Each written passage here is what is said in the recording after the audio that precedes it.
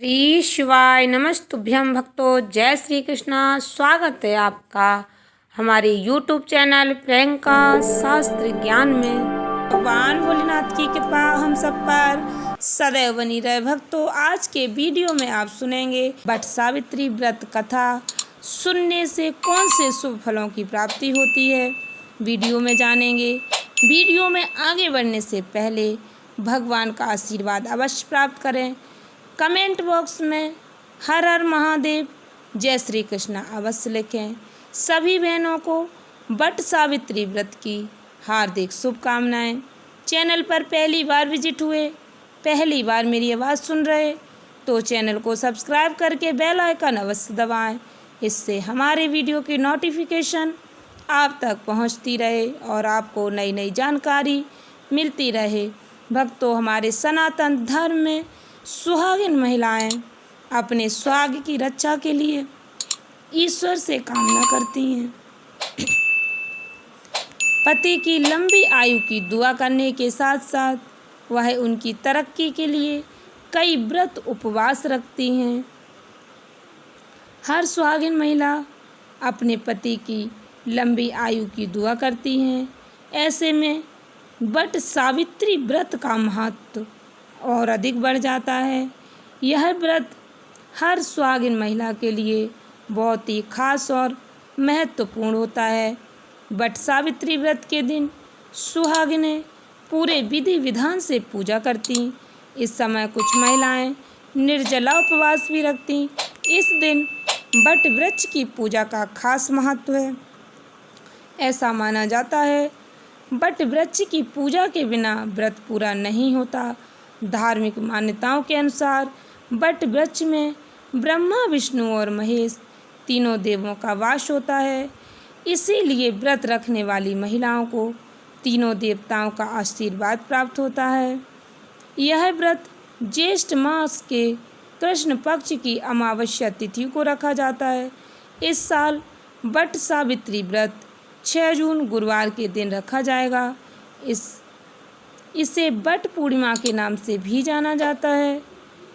इस समय सत्यवान और सावित्री की कथा सुने बिना ये व्रत अधूरा माना जाता है। वट सावित्री व्रत में सावित्री व्रत की संपूर्ण कथा अवश्य सुननी चाहिए। भक्तों, वट सावित्री व्रत कथा का विशेष महत्व है।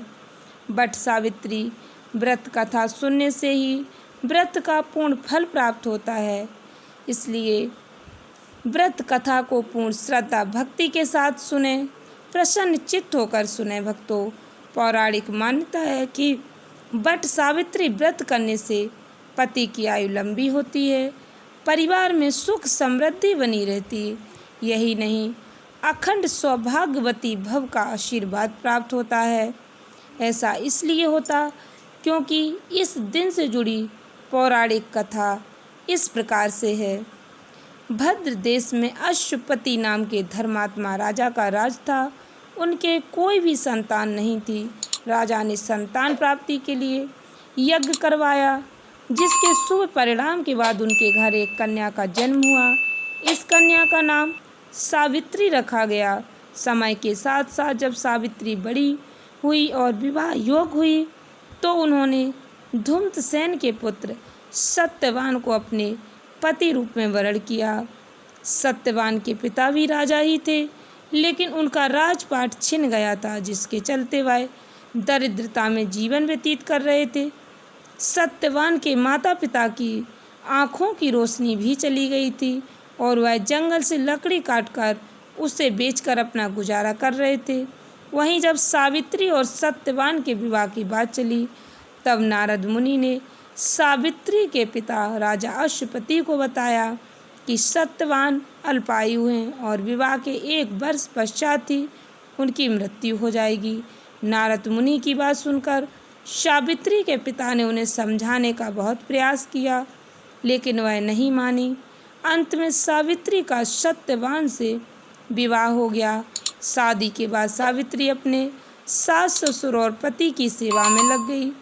फिर एक दिन वो दिन भी आ गया जिसका जिक्र नारद मुनि ने किया था। सत्यवान की मृत्यु उसी दिन। सावित्री भी सत्यवान के साथ वन को गई।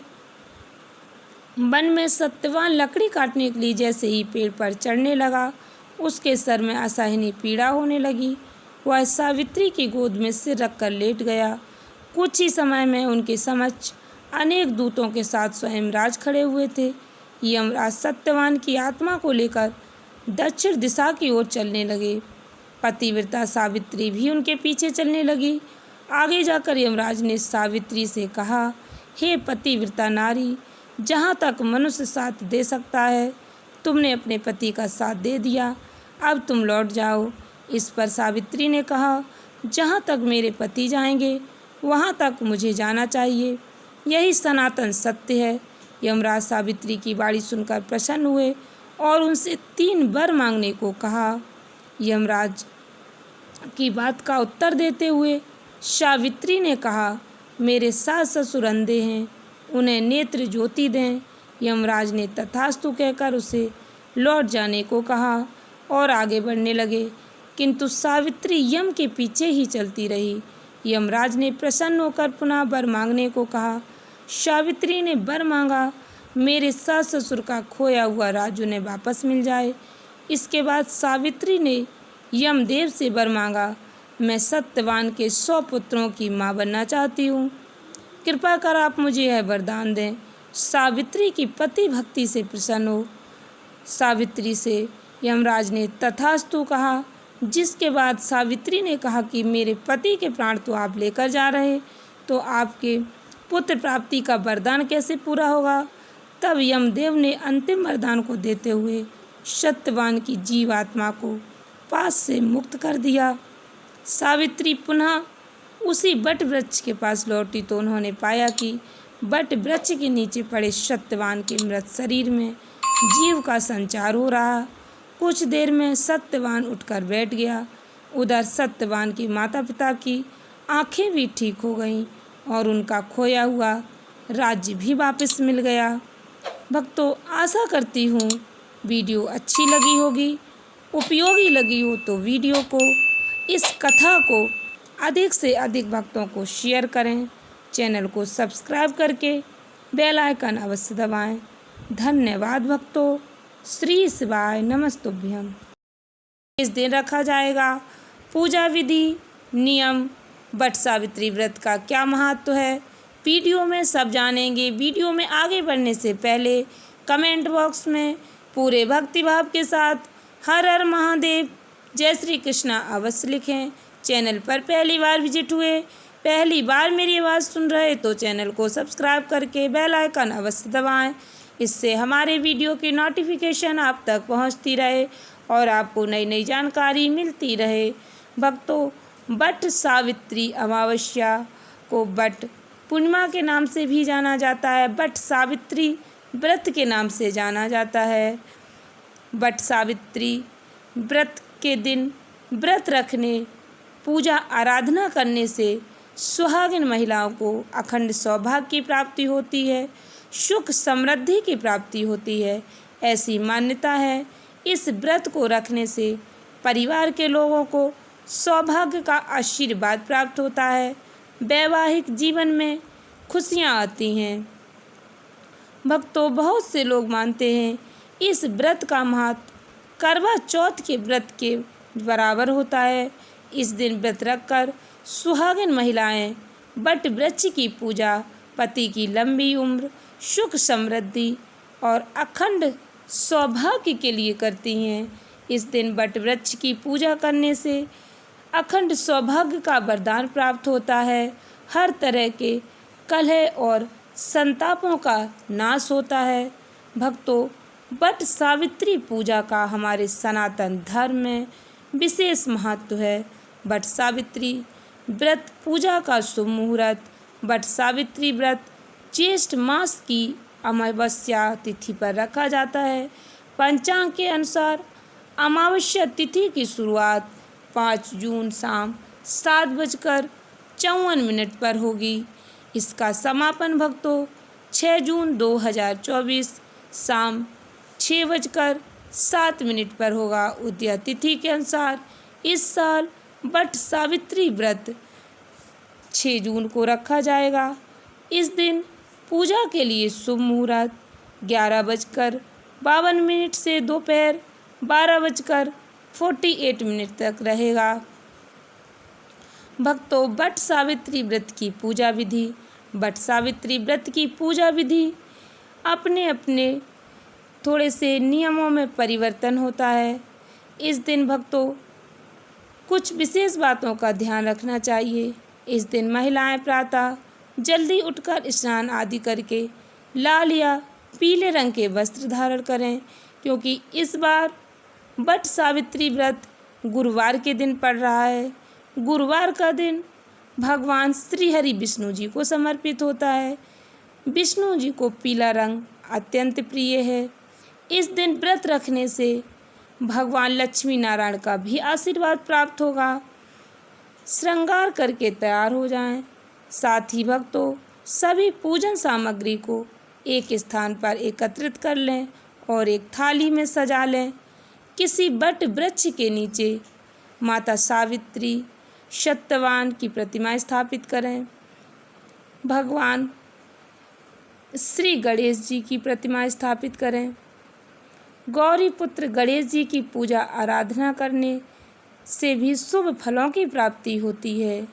इस दिन भगवान भोलेनाथ माता पार्वती की पूजा आराधना करने से भी शुभ फलों की प्राप्ति होती है। भक्तों, वट वृक्ष में सभी देवताओं का वास होता है, इसीलिए इस दिन वट वृक्ष की पूजा करने का विशेष महत्व बताया गया है। कुछ लोगों के यहाँ नियम थोड़े परिवर्तन होता है, तो आप अपने अनुसार देख लें। आपके यहाँ जिस तरह से पूजा आराधना की जाती है, आप उसी प्रकार से पूर्ण श्रद्धा भक्ति के साथ वट वृक्ष की पूजा आराधना करें। भक्तों, इस दिन वट वृक्ष की पूजा करना अति आवश्यक माना जाता है। यदि आप किसी कारणवश वट वृक्ष की पूजा नहीं कर पाते हैं, तो आप अपने घर पर भी वट वृक्ष की एक डाली मंगाकर किसी गमले में स्थापित करके उसकी पूजा कर सकते हैं।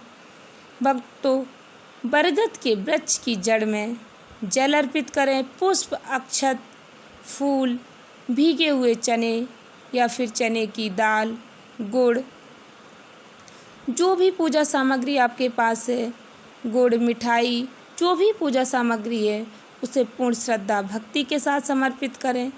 वट वृक्ष पर सूत लपेटने का भी विशेष महत्व होता है। वट वृक्ष पर सूत लपेटते समय वट वृक्ष की परिक्रमा करें। वट वृक्ष को प्रणाम करें। परिक्रमा पूर्ण करने के बाद वट वृक्ष को प्रणाम करके भगवान का आशीर्वाद प्राप्त करें। हाथ में चने लेकर वट सावित्री की कथा पढ़ें या फिर सुनें। इसके बाद पूजा संपन्न होने पर ब्राह्मणों को आप जो भी पूजन सामग्री लाए, फल, वस्त्र, जो भी पूजा सामग्री आपके पास है, वह ब्राह्मणों को समर्पित करें।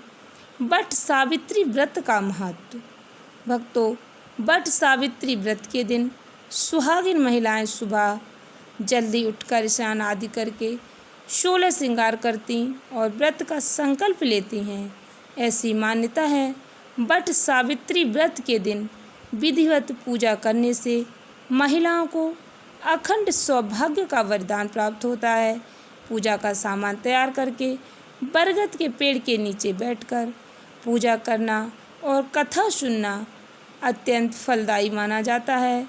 सभी महिलाएं बरगद के पेड़ के नीचे बैठकर पूजा करती हैं और कथा सुनती हैं। इससे अखंड सौभाग्य का वरदान प्राप्त होता है। आशा करती हूँ वीडियो अच्छी लगी होगी, उपयोगी लगी हो तो वीडियो को अधिक से अधिक भक्तों को शेयर करें। चैनल को सब्सक्राइब करके बेल आइकन अवश्य दबाएं। धन्यवाद भक्तों। श्री शिवाय नमस्तुभ्यम।